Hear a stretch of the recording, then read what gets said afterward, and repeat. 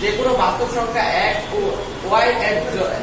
এর জন্য কোনো স্বাভাবিক সংখ্যা f ও n এর জন্য প্রথম সূত্র x to the power n into x to the power n গুণের সময় ভিত্তিগুলো যদি এক হয় তাহলে আমাদের পাওয়ারগুলো যোগ হয়। এবং দ্বিতীয় সূত্র হলো x to the power n by x to the power n, যদি ভাগের সময় ভিত্তিগুলো এক হয় তাহলে আমাদের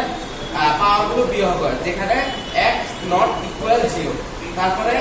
x into y to the power n, সেখানে আমরা লিখতে পারি x to the power n into y to the power n।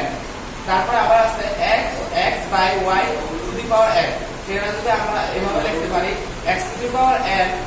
ও ভাই y to the power n। আমাদের দ্বিতীয় সূত্র হলো x to the power n equal বলো x to the